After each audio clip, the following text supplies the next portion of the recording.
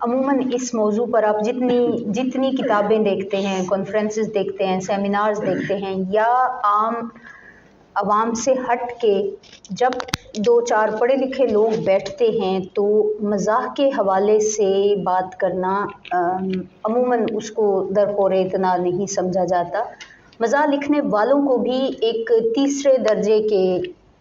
लिखारी के तौर पर ट्रीट किया जाता है। इसकी बुनियादें, इसकी जड़ें बुनियादी तौर पर अगर आप देखें तो हमारे पास जो रिकॉर्डेड लिटरेचर मौजूद है उसमें हम अपना मयार बनाते हैं या बहुत सारी हम असनाफ पे बात करते हैं। तो मज़ाह बतौर सिन्फ हमारे सामने यूनानी लिटरेचर में आता है और ये अलमिये के मुकाबले में यानी ट्रेजेडी के मुकाबले में एक पूरी सिन्फ़े ड्रामा मौजूद थी, तरबिया या कॉमेडी के नाम से, जहाँ ट्रेजेडी को या अलमिये को ज़िंदगी के आला आदर्श रखने वाले नॉर्मल से अबव जो कैरेक्टर्स थे जिनकी जंग खुदाओं के साथ या कुछ ऐसे सेट पैटर्न्स के साथ है, उनमें दिखाई जाती है और उनकी ट्रेजेडी दिखाई जाती है। तो कॉमेडी के हवाले से ये बात की जाती रही कि ये बिलो नॉर्मल यानी अर्ज़ल सतह की ज़िंदगी और लोग और किरदार और मौज़ूआत उनकी पेशकश का नाम है। तो मज़ाह बुनियादी तौर पर या कॉमेडी या ज़िंदगी के लाइट पहलुओं पर बात करना, ये बतौर सिन्फ हमारे सामने पहले आया। उसके बाद इसको बाकी असनाफ के अंदर एक रवैये के तौर पर जब इसे शामिल किया गया तो हम अंग्रेज़ी अदब की मिसालों में तो शेक्सपियर को देखते हैं, जब वो एक इंटेंस ट्रेजेडी के अंदर कॉमिक रिलीफ नाम का एक टेक्निक मुतारिफ करवाता है कि जब ये समझा गया कि आपके जज्बात इंतहाई पीक पर हैं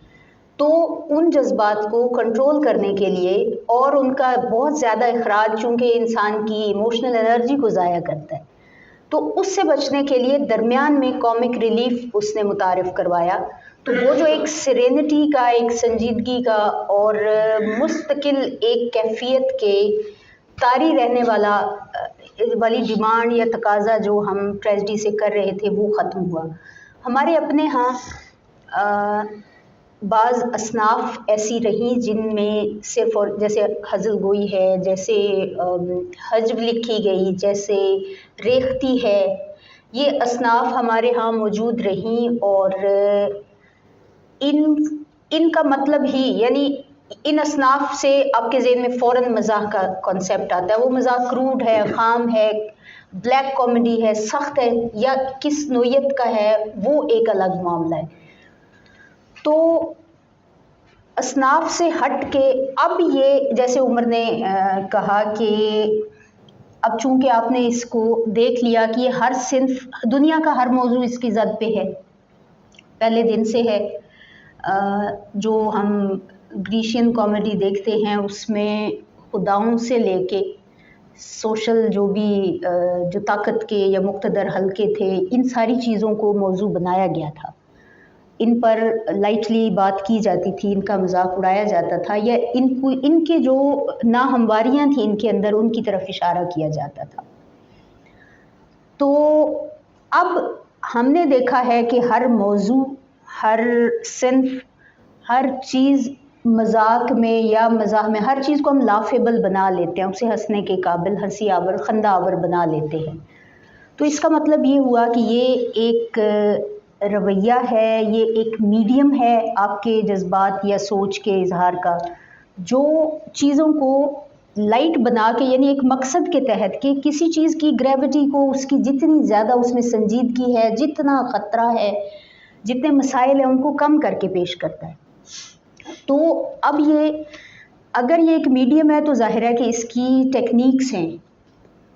मज़ाह अब ये उनसर है, जैसे एक टेक्निक है,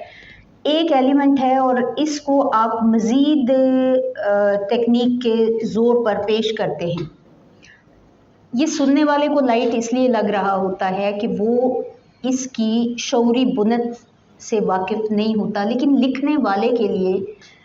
ये इतनी बस ये लोडेड गन नहीं है जो हवा में फायर की जा रही है, ये टारगेटेड ऑडियंस, टारगेटेड रीडरशिप और कुछ अहदाफ रख के किस हदफ की के हसूल के लिए क्या टेक्निक अपनाई जाएगी, ये बात कहने के लिए ऑडियंस पर, रीडर पर किस अंदाज में बात करूँगा तो बात हल्की फुल्की हो जाएगी। और स्पेशली हमने मज़ाक को सिर्फ़ और सिर्फ जब एंटरटेनमेंट के साथ या हंसी के साथ जोड़ दिया तो हंसी, इसको इससे हमने चुटकुले और लतीफ़े भी मुराद ले लिए। और जैसे अब मसलन ये अपनी वर्स्ट हालत में आजकल है कि जब मीम्स बनती हैं या कोई भी मज़ाहिया, यानी हर बात के ऊपर एक हा हा हा, एक रिकॉर्डेड हंसी वो लगा के उल्टा उसे कोफ्त का सबब हम बना देते हैं। हालांकि हंसने से, हंसना, कहका लगा के हंसना मजाक की बिल्कुल इब्तदाई और क्रूड और खाम या नापुख्ता शक्ल उसका रिस्पॉन्स है। दिलो दिमाग पर एक फरहत का एहसास, एक हल्केपन का तासुर, जो लताफत का एहसास, आपको वो बात जिसका वज़न ढेर सारा है लेकिन वो वज़न आपको फील ना होने दिया जाए। तो मज़ाक के बुनियादी तौर पर ये उसके ख़वास और मकासद हैं कि चीज़ों को लाइट करके पेश करें, ख़ास तौर पर उन चीज़ों को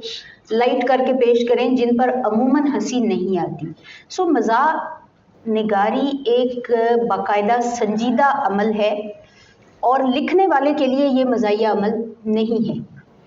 उसके नज़दीक ये फ़न का इजहार है। ये अच्छा, हमारे दोस्त साहब आप जब भी बात हो तो वो इसको बहुत इसकी मजम्मत करते हैं, मज़ाक लिखने वालों को जो कमतर समझा जाता है। उसकी एक वजह तो ये कि वो जो सिनफी तौर पर जब आपने इसको तय कर लिया कि ये लोअर लेवल या अर्ज़ल जज्बात और लोगों की करेगा अक्कासी, इसका मतलब ये हो गया कि आपने उसको पहले से लाइट कर दिया और उसके जब उसको डिफ़ाइन करने लगे हैं तो आपने उसमें रज़ालत का पहलू, हल्केपन का पहलू शामिल कर दिया। दूसरा ये है कि हमारी तहज़ीबों में संजीदगी को, इल्मी वक़ार को और ना हंसने को एक अच्छी कदर के तौर पर और एक आला कदर के तौर पर अप्रिशिएट किया गया। मजहबी हवाले से भी आप देखें तो ये जो एक मिथ है कि इंसान की मिट्टी बनाई गई और 39 दिन उस पर गम की बारिश की गई और एक दिन उस पर खुशी का आया वगैरह वगैरह, ये जो एक कहीं ना कहीं गम को आपने एक ताकतवर जज्बे के तौर पर पेश किया। ज़्यादा हंसने से दिल मुर्दा हो जाता है, खुल के ना हंसो, खिलखिला के ना हंसो, है ना, यानी ये अच्छी अकदार में शुमार होता है। तो दूसरी तरफ मजाक से आप ये तवक्को करते हैं कि वो आप एक एक जुमले, एक एक लफ्ज़ पे बस हंसते चले जा रहे हैं, ठीक है। यानी ये दो इंतहाओं पे खड़े होकर आप बहुत हंसने वालों को अच्छा नहीं समझ रहे और कम हंसा पाने वालों को भी अच्छा नहीं समझ रहे हैं। तो चूंकि ये मुश्किल होता है, सुनने वाला किस गम में है, किस तकलीफ में है, किस स्टेट ऑफ माइंड में है, उसको हंसाना इतना आसान काम नहीं है। इसके लिए आपको इंसानों की नफ्सियात को देखना पड़ेगा। इसके लिए आपको ये देखना पड़ेगा कि इसे हंसाने के लिए मैं किस सतह की कोई तकनीक इस्तेमाल कर सकता हूँ।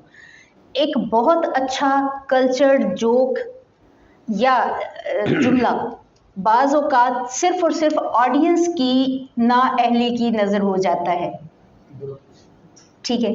तो ये देखना पड़ेगा कि आपकी रीडरशिप, आपकी ऑडियंस कितनी उसका ज़ौक़ मज़ाक की हिस्स कितनी तरबियत याफ्ता है। बहुत ज़्यादा कहका लगा के अगर कोई हंसेगा तो वो अभी बिल्कुल इब्तदाई स्टेज पे है। वो एक मसलन इसमें आप बोलो बराज से रिलेटेड जो भी मामलात हैं, जिनसियात से मुतालिक जो बिल्कुल इब्तदाई शहवानी जज्बात के मामलात हैं, इस तरह के जोक्स आप कर सकते हैं और इन पे लोग हंसेंगे। जैसे नापुख्ता ज़ौक़ के साथ लोग हंसते हैं खुल के। बाज़ औक़ात आप बस एक जुमले से लुत्फ़ उठाते हैं, उससे हज़ उठाते हैं, यानी हज़ कशीद करना एक अलग मामला है और हंस पड़ना ये दो अलग मामला है। ये सिर्फ एक फ़िज़िकल रिस्पॉन्स नहीं है,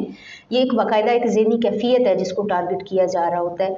तो ये उसलूब है, बिल्कुल है, और हर ये ऐसा उसलूब और ऐसा मीडियम है कि इसने हर मौजू को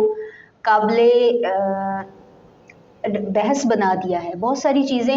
अपनी जो उसकी लाइटनेस है या उनके म्यूजिक पहलू की वजह से बहुत आसानी से कह देने के काबिल हो जाती हैं या बर्दाश्त किए जाने के काबिल हो जाती है।